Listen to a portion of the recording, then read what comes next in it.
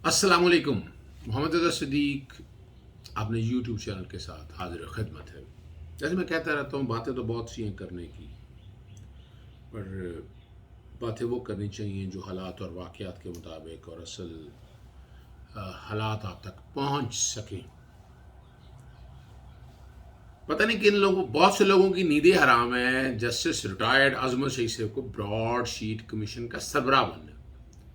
और याद रखिए, ये वही गैंग है और उन्हीं के साथ मिलते जुलते वही साफ़ी और वही माइंडसेट सो कॉल्ड लिबरल जो जो एक एजेंडे के तहत चंद सियासी जमातों को बचाने के लिए लगे हुए हैं।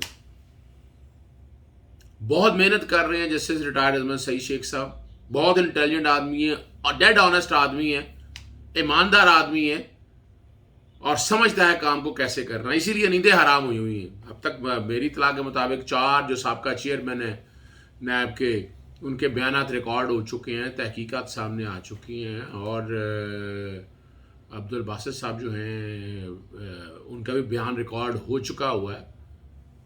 अब यानी 3-4 जो मैं इसमें जवाब देना चाहूँगा, मिसाल के तौर पर पहले कहा गया कि खालिद मकबूल साहब का भी बयान रिकॉर्ड किया है और उनकी तैनाती उन्होंने की थी। बड़ा दुख हुआ मकाम है। गवर्नर का रोल क्या था? गवर्नर का रोल कोई नहीं था अपॉइंटमेंट के कॉन्टेक्स्ट में।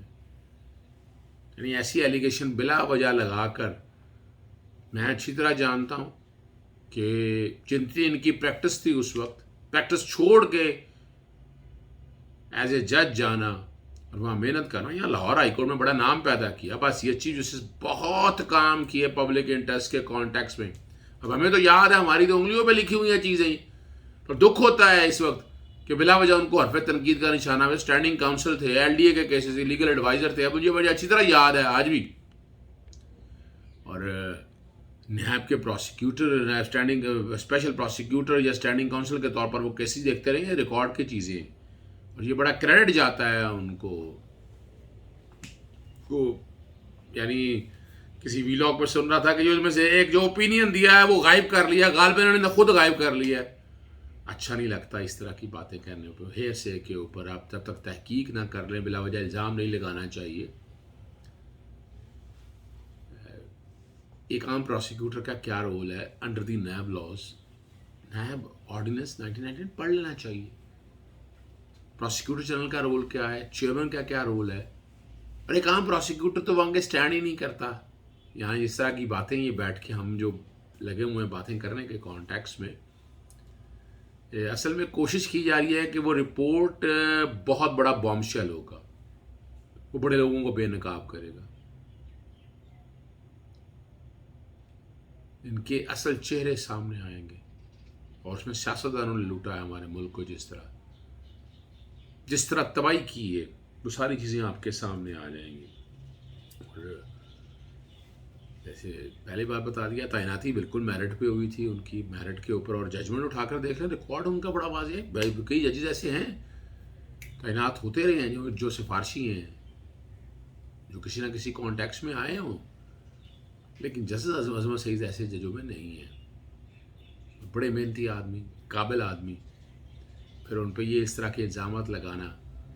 और आने में ख़बर देखेंगे ब्रॉडशीट में कितनी ज़बरदस्त इन्होंने इन्वेस्टिगेशन की है।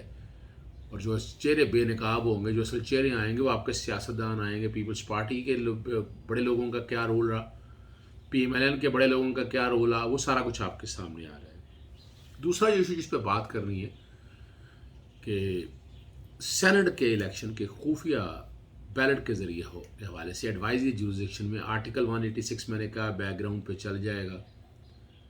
नैब ऑर्डिनेंस मैंने कहा था वो हो ज़रूरत नहीं है उसकी। 12 जस्टिस शेख अजमत सईद साहब की तैनाती का जो नोटिफिकेशन है वो बैक पे चल जाएगा साथ, ताकि बैकग्राउंड में आके क्लैरिटी आ जाए ना। यहाँ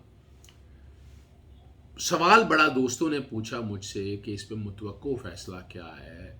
यानी 2-3 बड़ी सख्त ऑब्जेक्शंस थी। रात में जस्टिस शाहिद बिलाल साहब के शादी थी बेटी की, उसमें मुझे जाना होगा, इत्तेफाक हुआ। तो वहाँ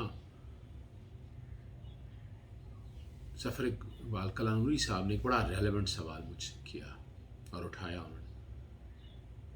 ہم دونوں کا مائنڈ اس بارے میں بڑا بہت سے وکیلوں کا کہ یہ بار کونسلز اور بار ایسوسی ایشن یہ کب سے اعلیٰ کار بن گئی ہیں سیاسی جماعتوں کا. یعنی وہ اسپیسیفکلی اس ریفرنس کے کانٹیکس میں آرٹیکل 186 کے حوالے سے بات کر رہے تھے کہ یہ تو سیاسی جماعتوں کی ہے، انٹرپریٹیشن کرنی ہے، کورٹ نے کرنی ہے، بار کونسلز یا بار ایسوسیشن کا کیا رول ہے. یہ بڑی زیادتی ہے. Legal practitioner bar council act دیکھیں اٹھا کر، یہ بار ایسوسیشنز کا کوئی کام نہیں، بار کونسلز کا کوئی کنسرن نہیں ہے اس حوالے سے. سیاسی جماعتوں اس سے ثابت ہوتا ہے کہ سیاسی جماعتوں کی ہماری بار ایسوسیشن بار کونسل میں بہت مداخلت ہوگی ہے، اور یہ مداخلت ختم ہونے کی آنے والے طور پر بڑی خطرناک ثابت ہوگی. پہلے میں بتاتا چلوں کہ 3 متوقع جو فیصلے چانسز ہیں وہ کیا ہونے ہیں. ان سب کا یہ ہے، ان میں خرم چغتائی صاحب بھی دوست آئے ہوئے تھے، وہاں پر بحث کی انہوں نے Lahore high court bar association کی طرف سے یہ ریفرنس واپس ہو جائے گا.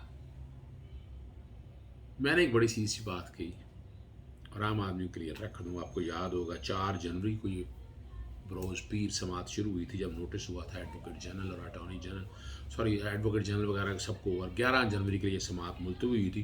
16 جنوری کو الیکشن کمیشن آف پاکستان نے آ کے کہا تھا کہ یہ الیکشن جو ہے نا یہ انڈر دی کانسٹیٹیوشن ہے اور یہ خفیہ رائے شماری سے ہو سکتے ہیں.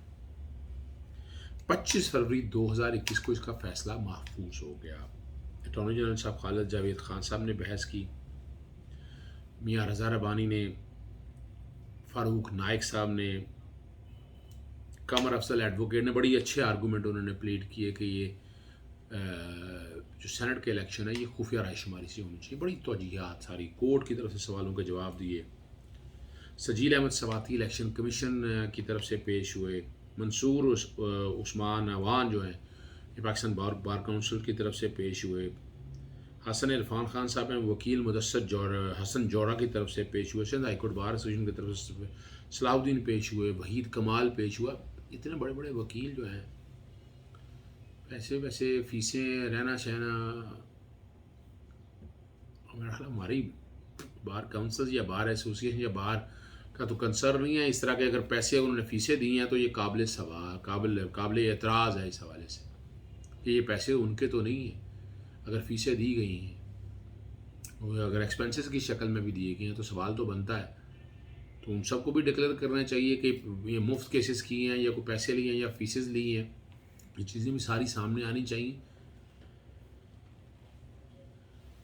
بات آتے ہیں اصل مدعے کی طرف. سب سے پہلی بات ہے آرٹیکل 186 کو سامنے رکھ کے دیں. صدر پاکستان نے ایک سوال رکھا ہے اور اس کا جواب دینا بڑا ضروری ہے. سپریم کورٹ یہ ریٹرن نہیں کر سکتی. ریفرنس جو سوال پوچھا گیا ہے غلط ہے یا صحیح ہے، سپریم کورٹ یہ انکار نہیں کر سکتی آرٹیکل 186 سے. میں بڑے کلیئرٹی کے ساتھ کہہ دوں تو جو یہ سمجھی بیٹھے ہیں نا کہ یہ واپس کر دے گی چانس، کیس انہوں نے یہی بنایا ہے تو میں نہیں سمجھتا. بہرحال یہ ایک توقع تو رکھی ہوئی ہے نا، تو ایک پاسبلٹی تو یہ ہے، لیکن ایسا نہیں ہے. اس کا جواب ضرور دے گی سپریم کورٹ. اب جواب کیا دے سکتی ہے؟ under Article 226 Senate elections are whether under the Constitution or otherwise. یعنی یہ قانون کے تحت الیکشن ہوتے ہیں یا آئین پاکستان 1973 کے تحت الیکشن ہوتے ہیں. میرا اوپینین بڑا کلیئر ہے، یہ آئین پاکستان 1973 کے تحت الیکشن ہوتے ہیں اور اس میں بڑی کلیئرٹی ہے. مجھے بہت کلیئرٹی ہے. ٹرانسپیرنسی کو متناسب نمائندگی کا سیٹسفائی نہیں کر سکے. اگر دیکھیں اگر یہ سارا کچھ ہی اگر ہونا تھا تو پھر خواتین کی نشستیں متناسب نمائندگی سے کیوں دی گئیں؟ اس پہ بھی خفیہ رائے شماری ہونی چاہیے تھی. وہ تو نام سارے سامنے آپ کے آتے ہیں. اور بیلٹ پیپر اور چیئرمین ڈپٹی چیئرمین سینٹ یہ الیکشن انڈر دی کانسٹیٹیوشن ہوتے ہیں. Speaker national assembly deputy speaker national assembly یہ الیکشن انڈر دی کانسٹیٹیوشن ہوتے ہیں. صدر پاکستان کا پورا پروسیجر فراہم کیا گیا ہے. آرگومنٹ جتنے مرضی سن لیں ادھر سے ادھر کے حوالے سے. اور یہ سوال کسی وقت ہونا چاہیے بار کونسل یا بار ایسوسیشن کس کیپیسٹی میں گئے. پھر باقی سیاسی جماعتوں کا اپنا ایک ایجنڈا ہے، پر ہم نے وہ سارا کچھ دیکھ لیا کہ پنجاب کے سینٹ کے الیکشن چودھری پرویز لائی کی وجہ سے اپنے بندے کو جتانے کے لیے انہوں نے مینج کیا، وہ الیکشن بلا مقابلہ ہو گئے. تو یہی بیٹھ کے طے کر لیں باقی نشستوں پر بھی بڑا آسان کام ہے. ایک اچھا جسٹر دیں نا آپ بھی, یہاں بیٹھ کے طے کر لیں مترادف نمائندگی کے ساتھ ضرورت کیا ہے سارے الیکشن کرنے کی, تاکہ ووٹوں کے خرید و فروخت کا مسئلہ نہ آئے. لیکن سیاسی جماعتیں جو پرانی گھاگ ہیں جو آزمانا چاہتی ہیں, اس کی وجہ کیا ہے؟ They are ready to invest it. اور ابھی تک الیکشن کمیشن کا رول بہت ہی نالائق رہا ہے. الیکشن کمیشن نے اب تک یہ کام آپ کے سامنے موجود ہیں. یعنی میں خط لکھ چکا ہوں, میں کئی دفعہ کہہ بیٹھا ہوں کہ بیٹھ کر ہائی پاور کمیٹی میں جنائے تحقیق کی جائے, لیکن الیکشن کمیشن نے کچھ نہیں کیا. آپ کے سامنے پاسٹر تیسفر احمد رحمت کے حوالے سے ہم سارا کچھ دیکھتے رہے ہیں. تو یہ کئی سوال ہیں. تیسرا جو میں سمجھتا ہوں کہ چیزیں ساری عدالت کے سامنے, سپریم کورٹ کے سامنے آ چکی ہیں. ٹرانسپیرنسی کے حوالے سے, اوپن اینڈ آئیڈینٹیفائبل ووٹ کے حوالے سے بات ہو سکتی ہے. سپریم کورٹ اس میں اپنی رائے دے سکتی ہے اوپن اینڈ آئیڈینٹیفائبل ووٹ کے کانٹیکس میں, اور وہ ووٹ چیک بھی ہو سکیں. وائی ناٹ, سیکرٹ کیوں رہنے چاہیے, تاکہ عمل یہ سیکرٹ کسی طرح نہیں رہنے چاہیے سارے معاملے کو. تو یہ پاسبلٹیز ہیں جو آپ کے سامنے رکھی ہیں. اجازت دیجیے گا. السلام علیکم.